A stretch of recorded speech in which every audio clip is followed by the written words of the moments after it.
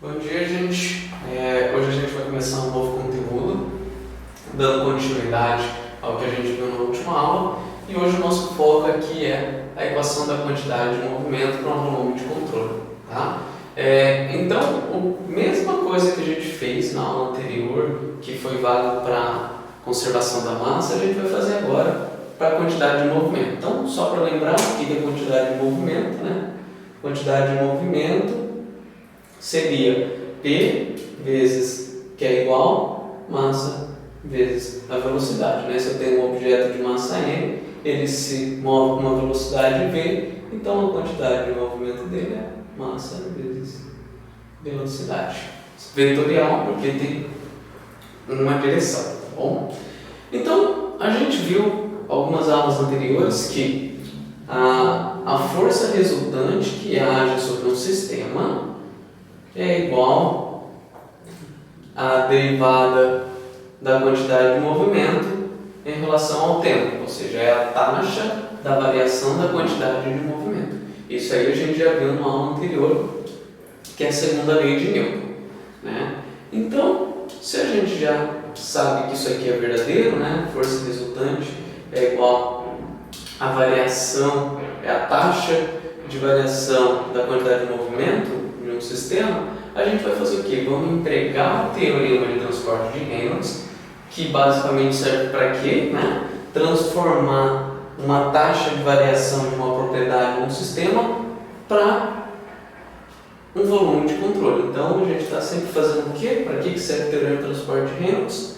O que vale para um sistema, taxa de variação de alguma propriedade de um sistema, a gente está agora fazendo ela para quê? Para um volume de controle. Tá? Então, isso que diz o teorema de transporte de Reynolds, né? A gente já viu eles nas aulas anteriores. E a única coisa que a gente vai fazer agora é o quê? Substituir a propriedade. Quem que é a propriedade? A nossa propriedade M, nesse caso, é a nossa quantidade de movimento, que é quem? Massa vezes velocidade. E a propriedade intensiva vai ser o quê? A nossa propriedade N por unidade de massa. Quem que é N?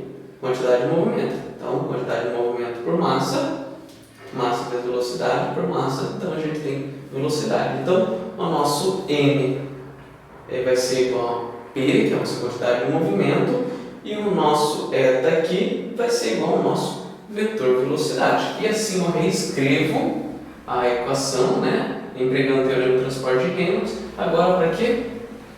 Para a quantidade de movimento. Tá? Então agora a gente tem aqui a variação da quantidade de movimento, em relação, a taxa de variação da quantidade de movimento de um sistema vai ser igual ao quê? A taxa de variação da integral da velocidade rho dv.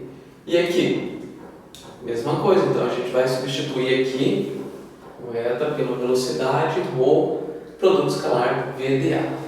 Por que eu estou deixando de outra cor esse produto escalar? Tá? Eu quero que vocês pensem nele como um conjunto. Vocês não podem unir o que está aqui com isso aqui. Primeiro resolve isso aqui, depois pensa nisso aqui. Então pensa como se fossem coisas completamente separadas, esses dois termos. Mais para frente eu vou explicar o porquê. Tá? Mas por isso que eu estou deixando uma cor diferente. Então a taxa de variação da quantidade de movimento em relação ao tempo de um sistema é igual a quê? Força resultante. Então a força atuando sobre o volume de controle vai ser igual a essa segunda parte da equação. Tá? Essa força, né, que a gente está comentando aqui, que vai estar atuando como se fosse, seria aqui o meu sistema, né? Então tem uma força aqui aplicando, então é dessa força que eu estou falando aqui. O que ela é? Ela inclui duas parcelas. Força de campo, que é basicamente o quê? Gravidade. Tá? Então força de campo seria então relacionado ao nosso vetor gravidade. Tá? Então força de campo, gravidade. E forças de superfície? Seria isso aqui, seria a força que eu estou aplicando no meu corpo, ou por exemplo, se desse lado tem água, a água vai aplicar uma certa pressão, que vai ser o quê? uma força, tá? Então, forças de campo, gravidade. Forças de superfície relacionadas à pressão ou força que estão atuando na superfície, tá? Mas a gente vai explicar um pouquinho melhor daqui a pouco cada um desses termos. E assim a gente fica então com essa equação aqui, que é a equação de conservação da quantidade de movimento para um volume de controle fixo. Então a gente tem aqui a primeira parcela que envolve o volume de controle, então envolve o quê? O que acontece aqui dentro, tá? A gente tem a segunda parcela que envolve a superfície de controle, que envolve o quê? O que está entrando ou está saindo daqui de dentro, pelas superfícies, né? Então, novamente, ó, produto escalar, VDA, você então sempre tem que pensar neles como uma coisa só, tá? Isso vai facilitar muito o exercício, porque não pode juntar esse valor com esse valor, tá? Vai dar problema. Primeiro a gente tem que resolver o produto escalar aqui, tá bom? Então, isso aqui vai ser igual ao quê? A força resultante, que é a força de superfície mais força de campo, tá? Então, campo, gravidade, relacionado com gravidade, superfície, pressão, força que estão atuando na superfície do meu volume de controle. Então, essa equação, a equação da conservação da quantidade de movimento, estabelece que a força total atuando sobre o volume de controle é igual à soma da taxa de variação da quantidade de movimento. Então, taxa de variação, quantidade de movimento, seria isso aqui. Então, taxa sempre está relacionada com alguma coisa, uma propriedade, alguma coisa por unidade de tempo, taxa. Tá? Então, se a gente estiver trabalhando com algum exercício em que a gente fala que é regime permanente, ou seja, não varia no tempo, esse primeiro termo a gente já não precisa trabalhar. Então, a soma da taxa de variação da quantidade de movimento no interior do volume de controle. Tá? Então, eu estou falando daqui de taxa de variação no volume de controle, o que está acontecendo só aqui dentro. Não estou pensando no que está na superfície, dentro do meu volume. Então, é a soma dessa taxa com a taxa líquida do fluido de quantidade de movimento. Então, seria o que essa taxa líquida? Né? Então, seria o que? Seria o que entra, o que sai e o que entra, taxa líquida. Então, a diferença entre o que sai e o que entra, igual a gente estava fazendo a conservação da massa. Tá bom? Agora eu vou explicar um pouquinho mais esses termos aqui para ficar mais claro. Continuando aqui, gente, então, vamos lá, vamos só entender o que é essa força de campo e o que é essa força de superfície, tá bom? E depois a gente vai trabalhar em cima da equação da conservação da quantidade de movimento.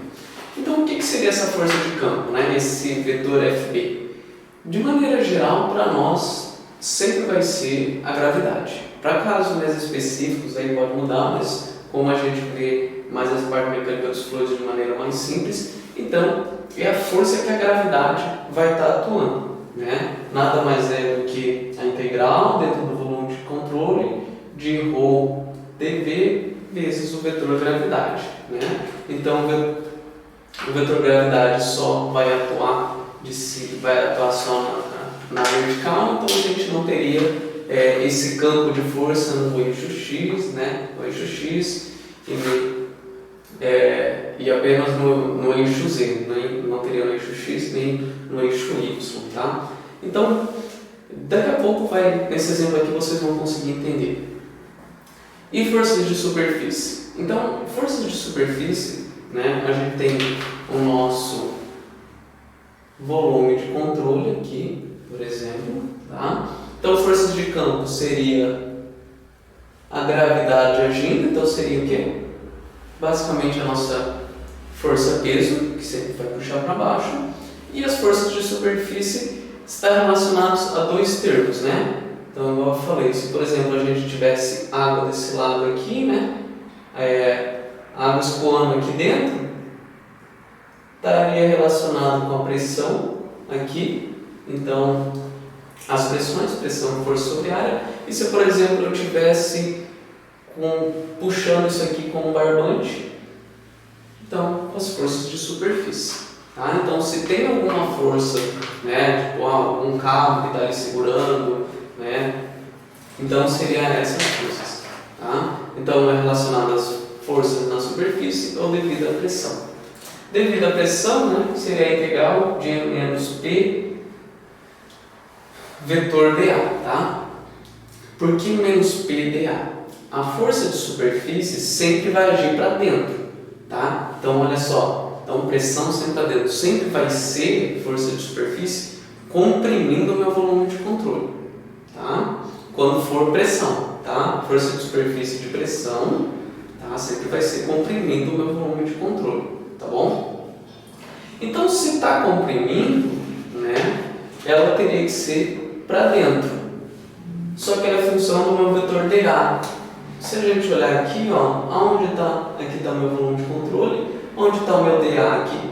dA, dA, dA e dA. Então eles estão sempre para fora. Né? O vetor A está sempre para fora. Então, se eu estou falando que força de superfície devido à pressão vai estar sempre comprimindo, eu preciso o quê? Colocar esse sinal negativo para conseguir corrigir e que daí sim a minha força de superfície vai estar comprimindo aqui, tá bom? Então, como o vetor dA aponta sempre para fora, eu preciso ensinar o sinal negativo na equação para corrigir o sentido. Então, imagino que até aqui está tudo bem confuso, né? Que essa parte aqui da disciplina ela é bem complicada mesmo. Mas então vamos trabalhar com esse exemplo aqui para ver se a gente consegue entender um pouquinho melhor, tá bom? Então olha só, um exemplo bem simples. A gente tem um fluido escoando aqui dentro, como se fosse uma torneira mesmo, né? Então o fluido está escoando, entrando por aqui, saindo por aqui, e aqui tem uma flange, né, em que eu faço a conexão de duas partes do tubo, como se aqui tivesse tubulação e aqui a minha torneira. Basicamente é isso aqui, tá? Então o fluido vem com uma velocidade, coloquei aqui sensores para medir e eu vi que aqui ele tem uma velocidade V1 e aqui uma pressão P1, tá?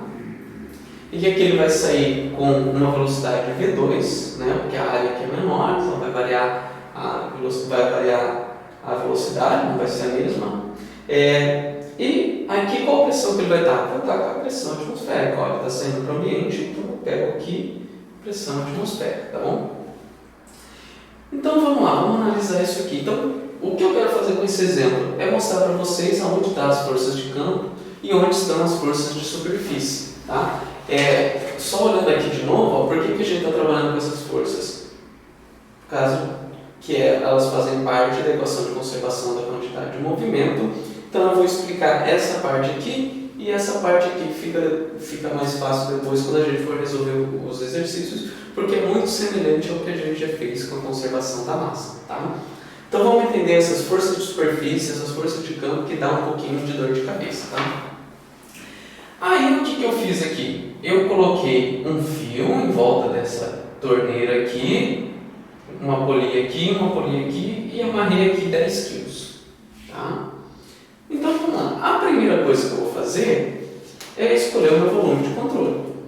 Então está aqui e eu escolhi esse volume de controle. Tá? Isso aqui. Escolhi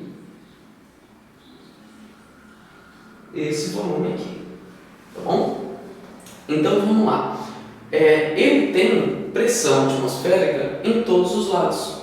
Então eu não vou fazer a conta utilizando a pressão atmosférica porque, ó, se eu colocar PATM aqui, tem PATM desse lado. Então vão todos cancelar. Então não preciso trabalhar com pressão atmosférica aqui, uma vez que ela existe em todos. Tá? Ah, mas professor, e aqui dentro da tubulação? É P1.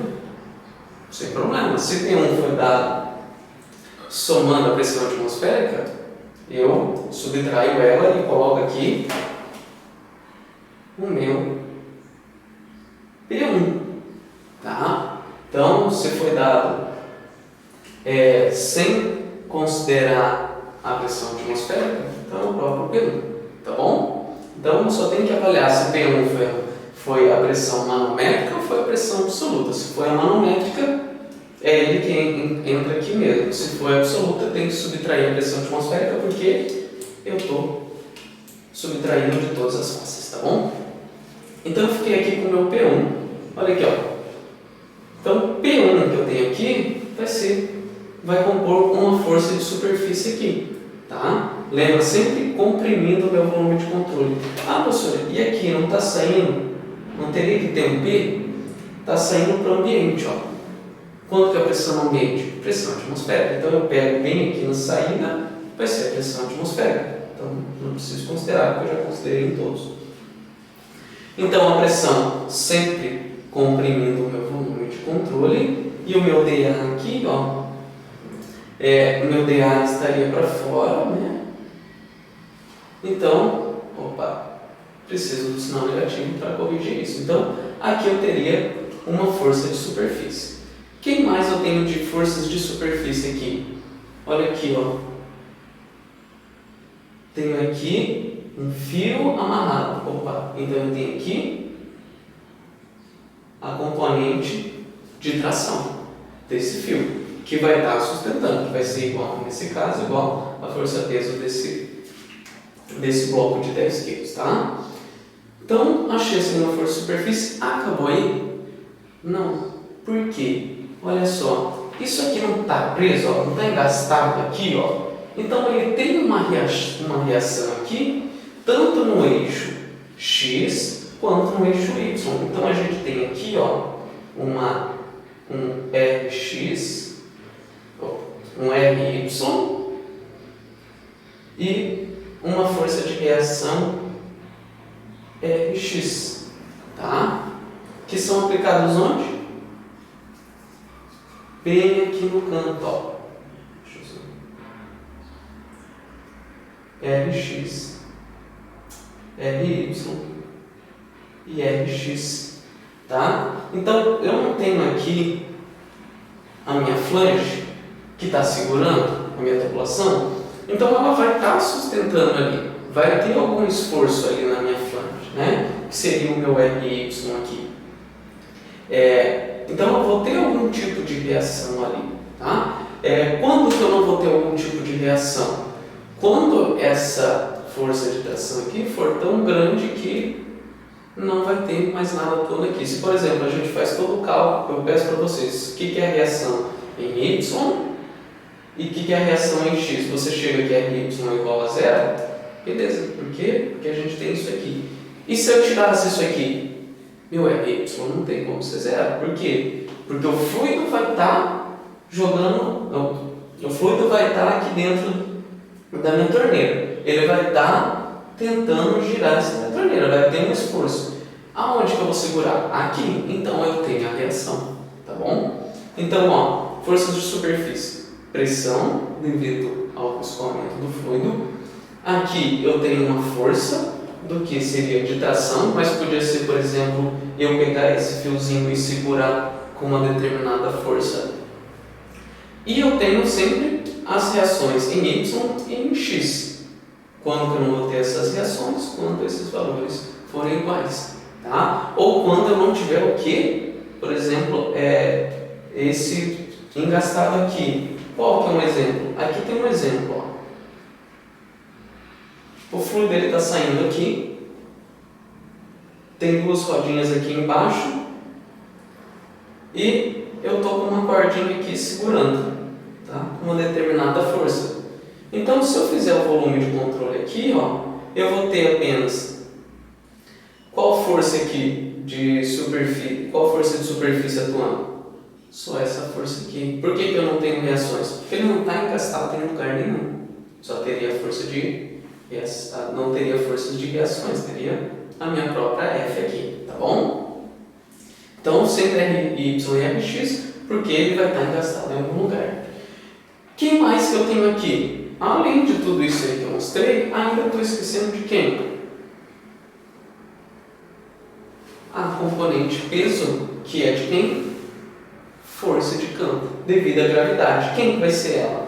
O peso dessa torneira mais o peso do fluido que está aqui dentro. Então, se eu passei o peso da torneira e você sabe qual é o volume aqui dentro, você consegue saber qual que é a força de gravidade, força de campo que está atuando ali. Por exemplo, aqui, quem vai ser a minha força de campo?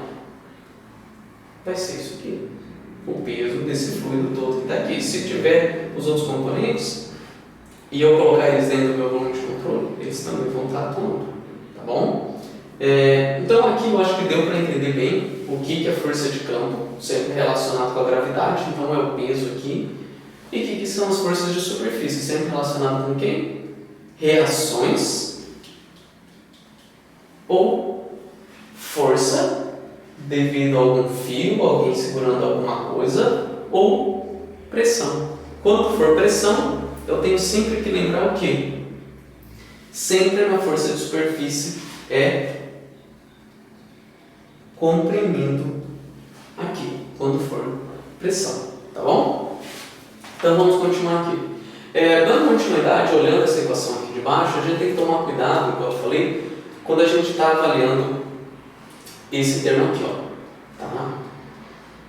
A integral de superfície do vetor velocidade ou produto escalar VDA. Lembra que eu falei? Tem que estudar isso aqui separado disso aqui. Pensa nele de maneira separada, que vai te ajudar. Por quê? Esse aqui, ó, produto escalar VDA, o primeiro termo que a gente vai analisar, o sinal do produto escalar VDA depende do sentido do vetor velocidade V em relação ao vetor área dA. Então aqui, ó, tá nesse sentido, vetor velocidade. Então quando eu resolver isso aqui, V produto escalar dA vai ser igual a menos V dA para esse aqui, 1. E 2, que seria aqui V escalar dA vai ser positivo, VDA. Igual a gente estava fazendo lá com a equação de conservação da massa. E essa primeira velocidade? Essa velocidade, olha aqui, o que aconteceu? Aqui virou o que? Um escalar, né? Então a gente tem um escalar aqui, por favor. Já a velocidade, ela se mantém como um vetor. Então essa velocidade, ela é U, V e W, tá? Então aqui, ó, eu tenho o meu vetor velocidade no mesmo sentido do eixo X aqui, no mesmo sentido de U, por exemplo, tá? E se, por exemplo, fosse assim, ó, DAV,